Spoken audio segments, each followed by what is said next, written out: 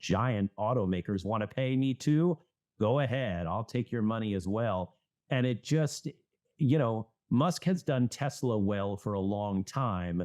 Right. And I think because he has not done Twitter well, that's a speed bump and will probably remain a speed bump, but a little less now that he's stepped aside as CEO. But that was one of the reasons that we've seen sort of the starts and stops in Tesla, is because people are worried that he's just biting off too much in terms of different companies, especially something that's so in the spotlight and closely watched as Twitter.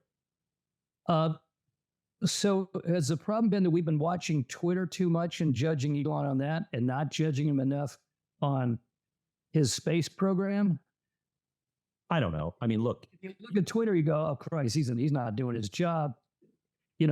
Tesla's in trouble. But if you looked at the other side of his game, it's like he put up 2 rockets in a single day. Hi, everyone, and welcome to the Friday, June 16th installment of the Silicon Insider, the only uncensored look at life and business in the Valley. My name is Mike Malone. I'm here with special contributor Scott Budman, technology reporter for NBC Bay Area. Our producer is Jordan Henderson. Our East Coast correspondent is Bob Grove. And our host, as always, is the Silicon Valley Business Channel. Okay, so Scott, big week for stock, especially one. What happened this week? And then did Janet Yellen stall it for a moment, or did she supercharge it? I'm trying to figure out exactly what the Fed's announcement this week had to do with this explosive stock market we've enjoyed. I think people want an end to interest rate hikes. And so we saw not only a pause after 10 consecutive hikes, and stocks, a day later really did well after that. But also, even though the Fed chair said, hey, we're likely to see 2 more interest rate hikes in the future, that at least is, giving people a sense of an ending, as it's called, so people sort of see the light at the end of the tunnel and they say, okay, we have perhaps a couple more hikes. We'll have to deal with this a little more, but eventually the Fed will stop for good. And then we can get back to whatever the interest rate is and, just sort of see the dust clear on, was the Fed successful in beating back inflation? But ultimately, I think people just want an end, at least investors want an end to the interest rate hikes. Yeah, I mean, but a weird term, a hawkish hold, it's beginning to feel like, is the Fed starting to be truly affected by politics? It's like America needs good news for a moment to kind of goose the good feelings up, and then we're going to go right back into high interest rates again and raising the Fed rate. I mean, I don't know. Certainly the Fed itself says no, politics are not involved. And look, it's easy to find both sides of the argument. You don't have to look too far on your Twitter feed to find both sides. So you could say, oh, the Fed is responding to this or responding to that. They insist they respond to nobody. And I think if you look at the data, inflation has slowed. It hasn't stopped, but it has slowed. And so the Fed can, if not take a full victory lap here, say that at least they slowed down inflation. And it's true, if you look at gas prices and grocery prices, they've come down a bit. And I think that was the goal that the Fed wanted to see. So what they're doing is taking a pause to see if it's come down enough that it will stabilize. But also the point of a pause is, in case it doesn't stabilize, it keeps climbing, step in again and intervene. I guess so, right. I don't claim to understand why a pause happens, as opposed to just either saying... hawkish pause. I want to know what hawkish means in fiduciary terms, Right. Right. It seems to me you would either keep going until you're done or announce that you're done and stop. A pause, who knows? But you're right. That pause with a plan to keep going. But again, I think what Wall Street is reacting to is not so much the pause, but the idea of an ending. And that's what it wants to see. Well, we had 2 interesting stocks this week. As you mentioned to me before we started, we had an IPO. Is that in San Francisco or down here? No, it's not a local company, but it's a restaurant. You may know Cava. if you've ever seen it, trades on the symbol CAVA. Mediterranean food, casual dining. Think, perhaps a Mediterranean food version of, say, Chipotle, which is why investors are so excited. This stock priced at, I want to say 22, and closed day one, 100+ % higher, almost 100%. It closed right below 44. And that's an amazing debut. Those are 2000 numbers. Exactly. 2000 tech stock numbers. This is near 2000 Nora tech stock, and people are very excited. I think they're excited because, look, if you look up the stock for Chipotle, that's an amazing, absolute monster chart. And I think people see, or want to see at least, a little bit of that in this new offering. Well, it says something, a non-tech stock has a good opening, and all of America cheers because we haven't seen a good initial public offering first day in a long time. Correct. And we haven't seen an IPO period in a long time. And tech usually leads the way on that. And it's been very quiet lately. But I have to wonder if, goat cheese is really an augury of a turnaround in the IPO world. Well, we'll see. I mean, look, I think people are just hungry. How many of these puns are we going to use? But for stocks, but also any sort of entertainment / dining stock has got to be perhaps a bellwether that the economy is back to a certain extent. People are going out again. They're buying IPO stocks again. These are a couple of things that really skidded to a halt. And there's certainly. Okay, so the S&P 500 and NASDAQ had a 6-day rally, but Tesla just finished up a 13-day rally. It's like a record for the company, which is been a high flyer. To talk about a record for a company like Tesla, that's quite a thing. But I guess there's a number of reasons. There's a number of reasons, right? Right. And one of them, weirdly enough, is IT. No, not IT. It's AI. Well, first, it's the pickup truck. They ordered parts for 365,000 new Tesla trucks for 2024. That's a pretty optimistic number. It is. There were a lot of orders for the CyberTruck. There were some orders for the big semis. Tesla had a really good week because people are, again, with any stock, not to mention such a forward-thinking stock like Tesla, they're extrapolating into the future and thinking they're going to sell a lot of trucks. Always a very popular category in America. Tesla is an AI play. Yeah, I was going to say AI is next. I don't know why I said IT. I'm getting old again, brain lock.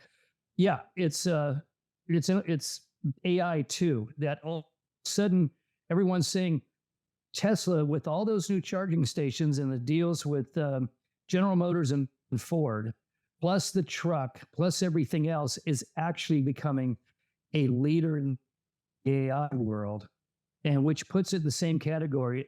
They even said it outright: NVIDIA, AMD, which is a weird company to keep for a physical product, vehicle company to be linked in with these semiconductor companies. But it's all you as you've said, your Tesla is basically AI with 4 tires.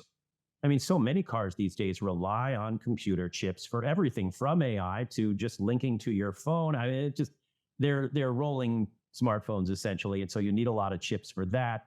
One of the few companies that is at least trying to put AI into play is Tesla with its self-driving, et cetera.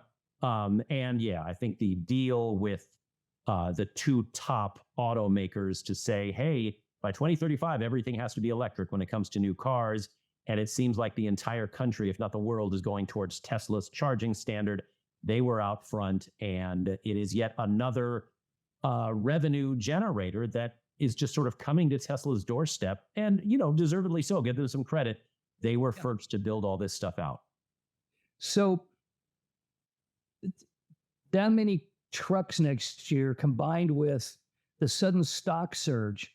I mean, just a year ago, you and I were kind of bemoaning the fact that Tesla's stock was slumping and, Elon wasn't involved.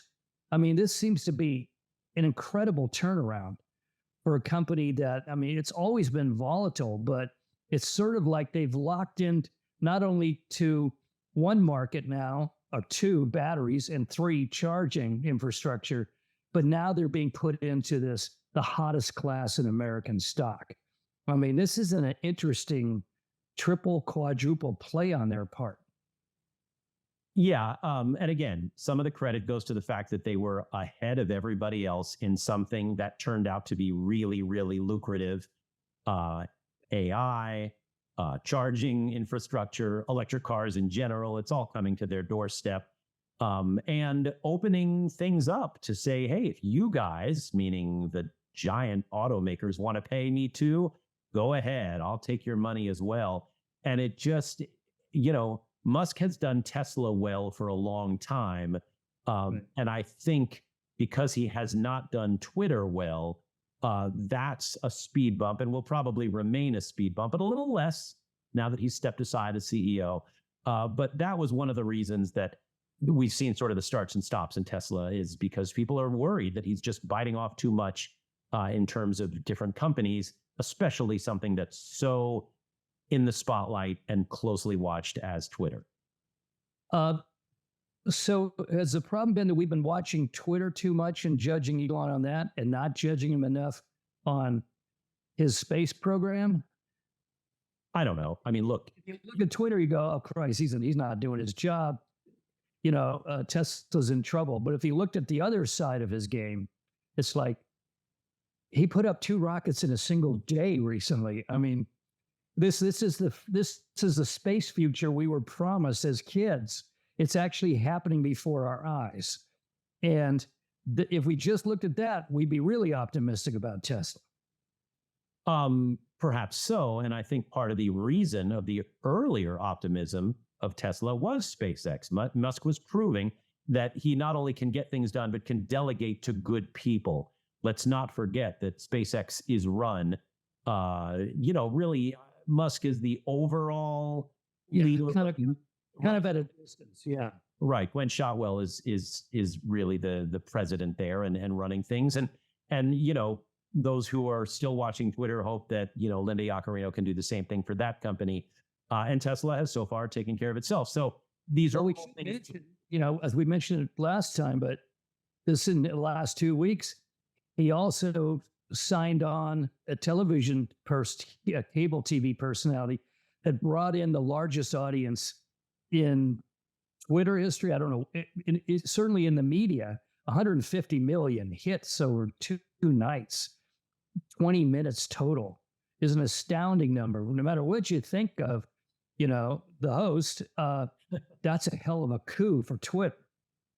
Right. I think it is. I think getting Tucker Carlson on Twitter opens up new avenues for that company if it can stay, keep the servers up after Elon fired everybody. Whether Tucker Carlson will be able to do this. Apparently Fox is saying, no, you can't, you're breaking a contract. Who knows? But the idea that, and we sort of saw this with Periscope, which Twitter owns, while it was going live, and you could really broadcast and live stream large events, and it was just terrific. And I'd like to see that come back, even as it potentially cuts into the business I work for, which is broadcast TV. I think the idea of reaching out to young people, especially through social media with programming, is an attractive thing and something that I imagine Twitter wants to get into, partially because Twitter wants to and needs to sell advertising. Well, I mean, and we got to, Elon's starting to look like the Lazarus of entrepreneurs. Whenever we count him out, he comes back and, in this 2-week span, boom, boom, boom, boom, boom. And we'll probably next week, write him off again for screwing everything up. But it's a hell of a sight to watch. Right, because he's not taking it easy and he's not afraid to insult people and anger people. And I get it. That's his whole shtick. But I would push back on Lazarus.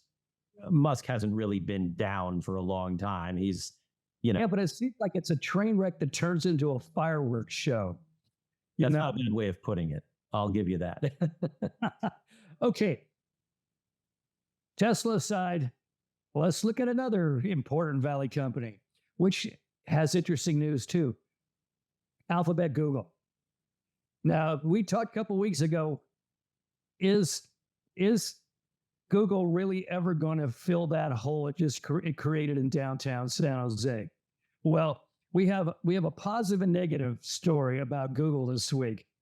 The positive one, I guess, not for San Jose, but for Silicon Valley, is that Google is going all in Mountain View with a 190-acre parcel of land to develop out by San Francisco Bay. I mean, they already have a gigantic presence out there, but that's huge. That's bigger than Disneyland size. I mean, it's enormous. That suggests that Google is staying in Mountain View. What do you think?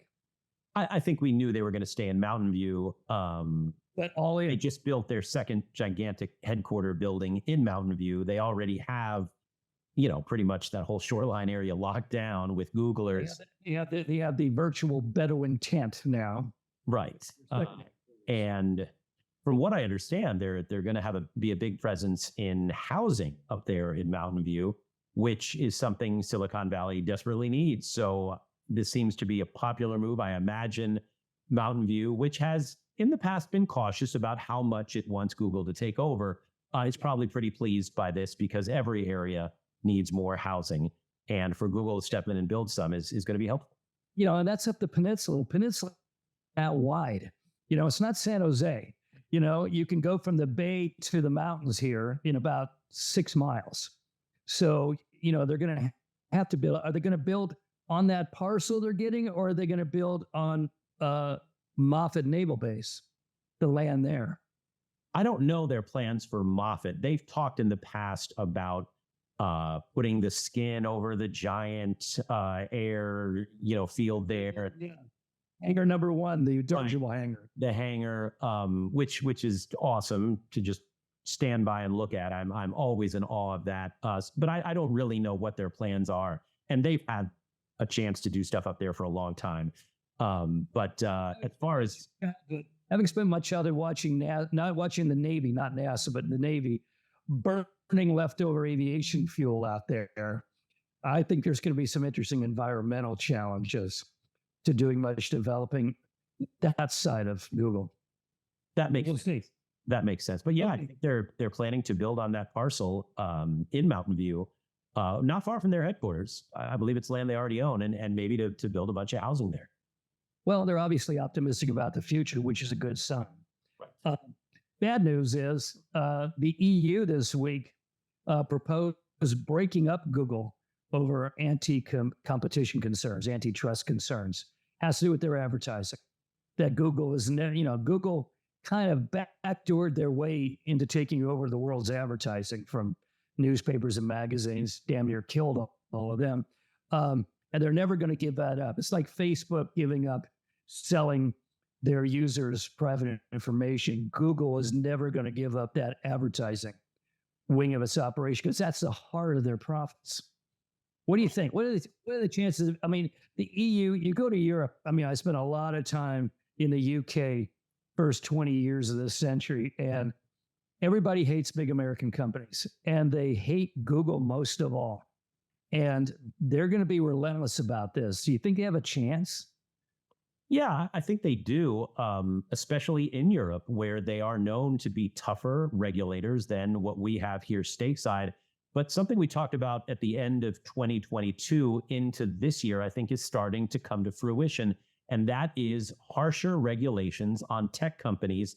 And we're starting to see that with Google. We're seeing the crackdowns on Meta. We're seeing some big fines. We're seeing some deals challenged, like Microsoft, Activision, Blizzard. And we're seeing harsher crackdowns on the crypto world. And I think it's the regulators, both across the pond and here in the US, trying to show some teeth and take some stronger stances than they have in years past. And it's really, it's going to be, I think, interesting next 6 months of this year, because these guys are really starting to dig their teeth into some of these companies. Well, they may get some surprises. You read the article, I think it was this week, somebody decided they were going to get off Google in every way. So they shut off every access to Google. Apparently, Google signs up new names new servers and everything else constantly. So you have to stay on top of. I guess there's thousands they've registered, but this person managed to get off all of them briefly and discovered that the internet essentially disappeared. That they didn't have, they could get on the internet, but there was nothing there.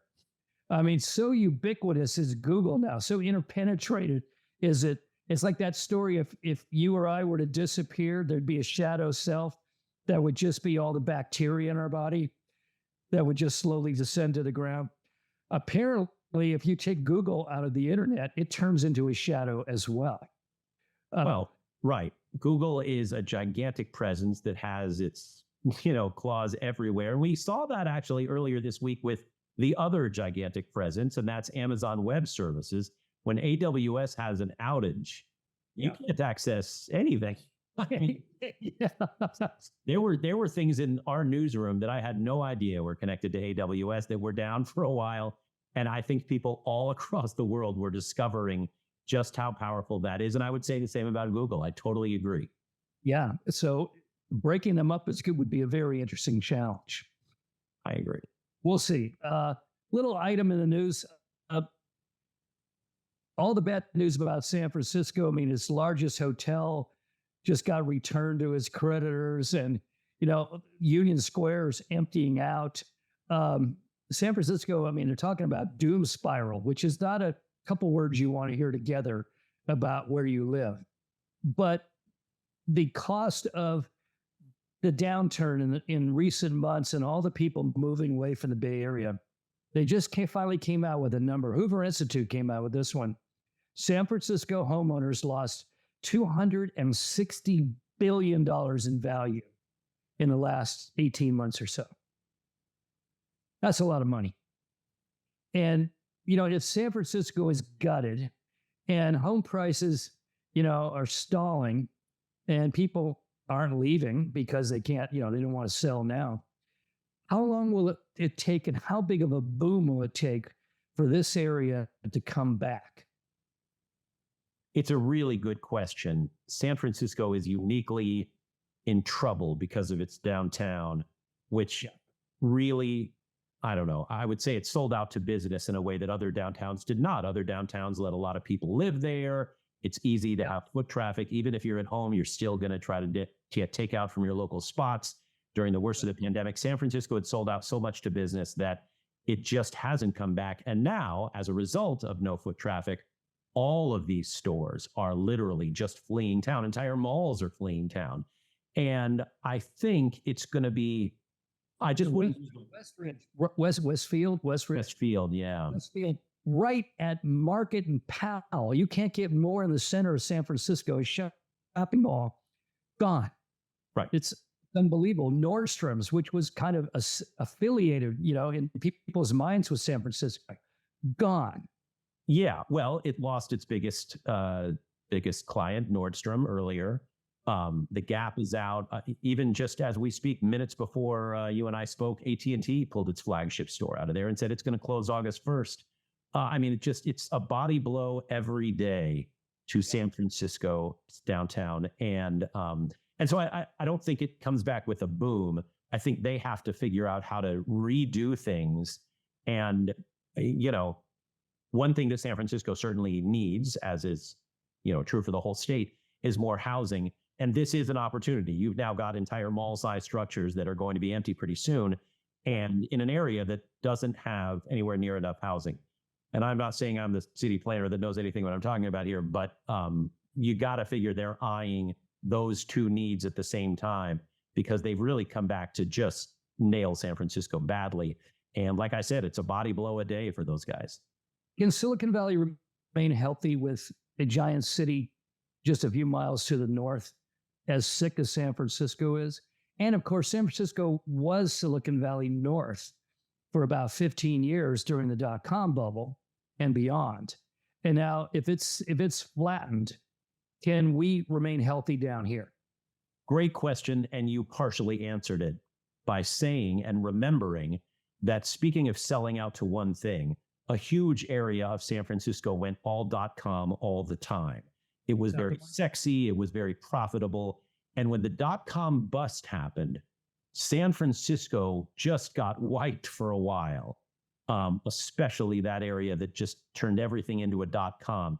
As you went down the peninsula, sure, you had your Netscapes and your Yahoos and a whole lot of companies. I mean, Cisco, woof, just got nailed in San Jose and lost so much in terms of layoffs and market value. But you also still had chip infrastructure. You still had some social networking that was bubbling to the surface. You had other type of companies, data storage, that managed to survive along the peninsula and in the South Bay. And maybe that's kind of what you're going to see here.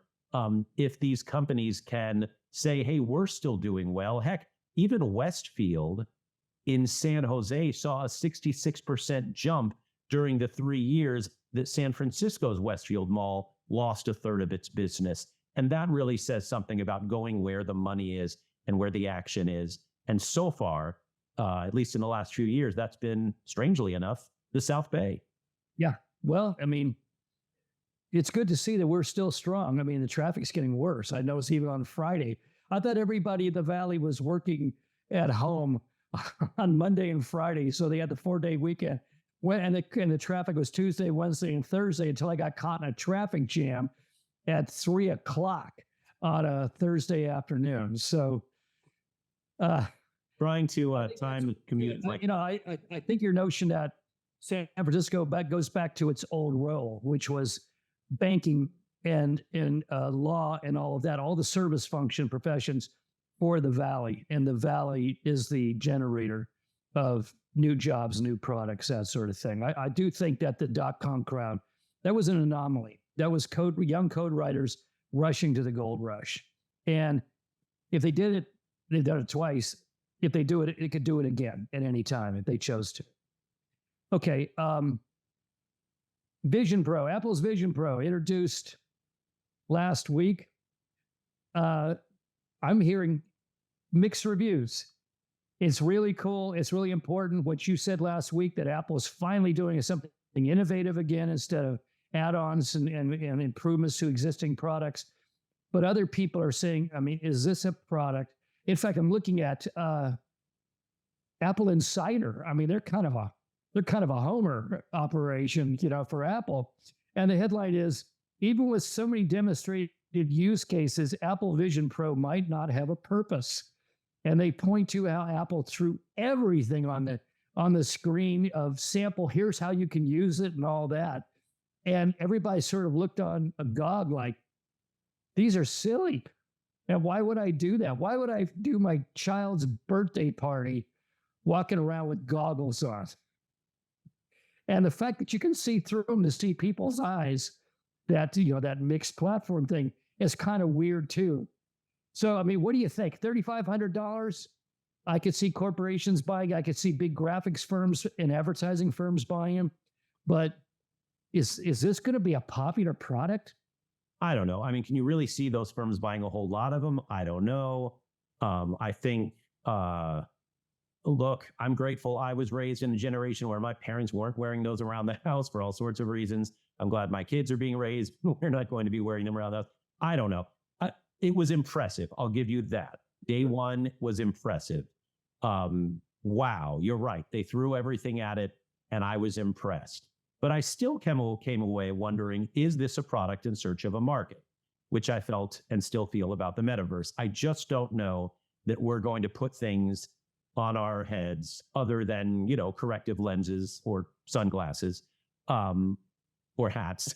I just don't know that this is the next technology platform. And so, again, people have gone bankrupt waiting for Apple to create something, and then Apple does exactly what it always does, which is create an entire consumer category and make billions and billions of dollars. I get it. Apple does that for a living.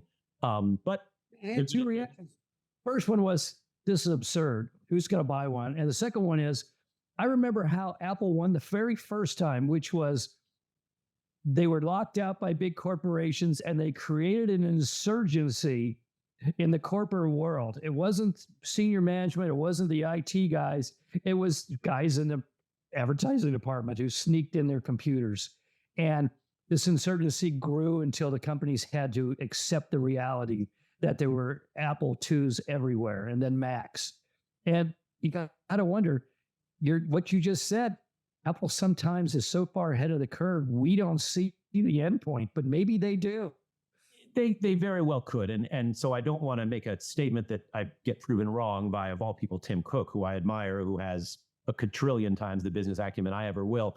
But, I even talked to some creative people, like, are you going to use this? And creative people say, I love technology, I love creating, but I also like looking out at the trees and taking a walk by the water and touching grass and, not sitting in a room by myself with something on my head.